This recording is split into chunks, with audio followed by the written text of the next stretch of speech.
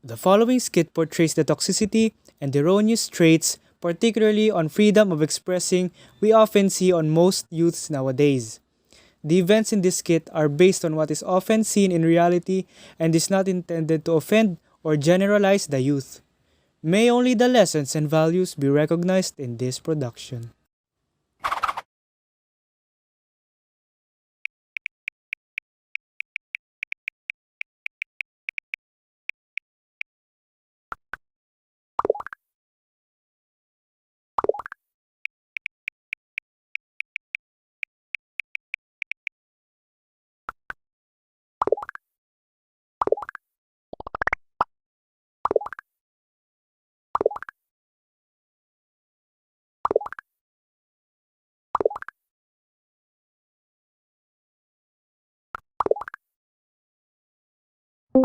Musta na kayo? Tagal nating hindi nakapag-banding ah. Set naman kayo minsan. So smart, avail naman ako lagi eh. Kaya lang hinahintay ko eh. Ikaw, Kenneth. Wala eh, babad sa klase. Ngayon nga lang na libre. Baka mag first honor ka na yan, hindi mo mag-aral eh. Di naman. O siya, galingan nyo guys. Grind na natin to. Malapit na mag-end yung season eh. Oo naman, ako pa. Sige na kagawin yung roles ha. Sige, alawin nyo muna yung mga kalaban para mapag-farm agad ako. Ayusin mo mag-tank Kenneth ah. Carl, huwag ka muna magsa-start agad ng clash. Sige. Oo, papakunat muna ako para ma-back up kita pag clash na. Game! Welcome to Mobile Legends! 5 seconds till the enemy reaches the battlefield. Smash them! All troops deployed! First blood! An ally has been slain. Enemy unstoppable! Initiate retreat! Our base is under attack!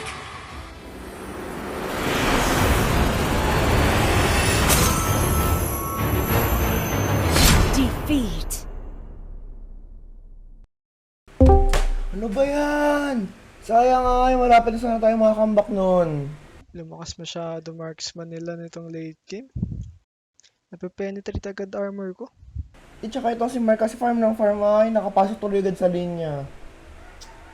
Ano naman kasi bukas farm para ng farm ay isa mo na room mo, kakinis ka. Sorry guys, pumalya diskarte ko. Bawi na lang next game. Okay lang yan.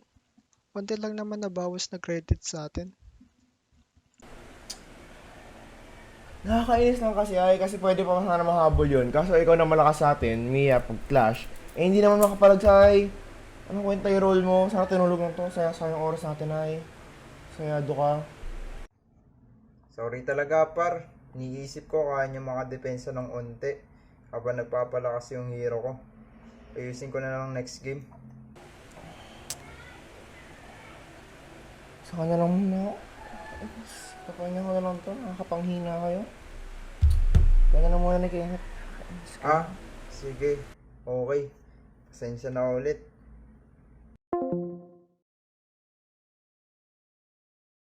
Yaan mo muna yun par. Mainitin din talaga ulo nun, konting kibot lang. Mamaya na lang ulit tayo maglaro. Tapusin ko muna essay ko par. Kaya nga eh. Papalipasin ko na lang siguro yung sama ng loob nun. Nakakahinayang din kasi yung pagkatalo natin kanina. Nga pala Ken, good luck dyan sa essay mo.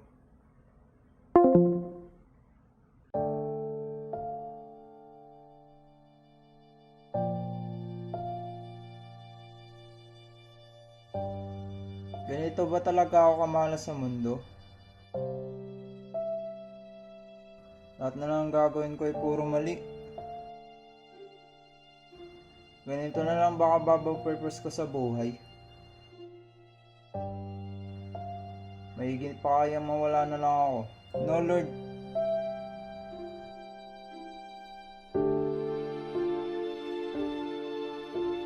With Mark left alone in the call, he began to reflect about what happened earlier and how a small error of his caused Carl to say harsh things as if they weren't friends at all.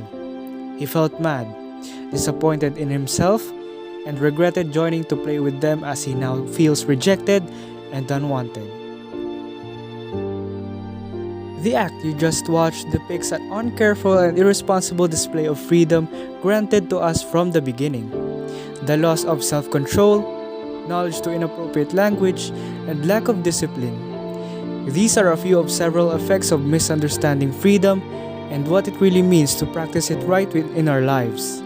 And with the present generation, it can be hardly denied that we see such erroneous acts at least once from these individuals. So, is there really a silver lining of correct usage of our freedom? The answer is definitely. Freedom, defined as the power or right to act, speak, or think as one wants without hindrance or restraint, that is how most people would perceive it. Acting without consideration, only with the motivation of happiness. Surrendering themselves to an unending cycle of self-fulfillment, constantly filling a void which they themselves create by chasing a fleeting moment of satisfaction. Freedom grants these opportunities for fulfillment, but most are misled by the sense of being able to achieve their desires. This is not true freedom. True freedom lies within the good man, the man that acts with compassion, submitting themselves to serve others. Their fulfillment lies from another. A man that can do good as well as he can breathe is truly free. Being truly free provides insight into another's dignity, to value and respect another as part of their being. Being able to see the value and the respect due to another person will grant you insight into your own perceived value and respect, and your own dignity comes into light. In fact, in a verse from Galatians 5 verse 13 reads that, "For you were called to freedom, brothers. Only do not use your freedom as an opportunity for the flesh, but through love serve one another." If true freedom lies within the good, and serving others with compassion is naturally good, then by doing natural good acts, one practices their freedom. But how would one learn to do and be good? One can start by getting into the habit of compassion, doing good deeds here and there until it develops into a habit. But deeper learning can be achieved from following Jesus. Jesus, being sent from heaven, lived a life of sinlessness, virtue, and compassion. In following the path of Jesus, we learn the ways of kindness, the acts that we as man can accomplish in order to practice freedom. The virtues and holiness are lessons that turn man into a good man, being of natural good, committing acts of compassion and kindness. As man realizes the teachings and lessons of Jesus to be the path of freedom entailing compassion, kindness, and dignity of man, now how does this apply to our lives? Learning the path of Jesus teaches virtues such as compassion and kindness, teaching you to act for others. Dignity teaches you how you should act to others. And finally, being followed by freedom is the ability to be faithful to one's dignity. So what you do in the modern world where everybody's too busy on themselves is to exercise your freedom. Start simple. Good acts don't have to be grand.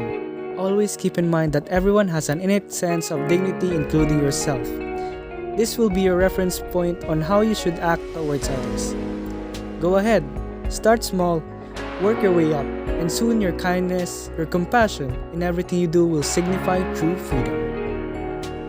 Additional verse to support this take is from the book of 1 Peter chapter 2 verses 16 to 17, where Peter writes, "Live as people who are free, not using your freedom as a cover-up for evil, but living as servants of God. Honor everyone, love the brotherhood, fear God, honor the emperor." This just goes to show that everything we need to know to be guided on using our freedom is all in the Bible, and all we have to do is take a minute, flip the pages of the book, understand what is written, and apply what we have learned. In this way, we wouldn't be lost in trouble, since everything we will do is in favor of the Lord, who is in charge of every creation. This is Chester signing out, leaving you a message. Freedom is already within you, so don't chain yourself up from changing for the better. Besides, it is free to spread kindness and costly to spread hate.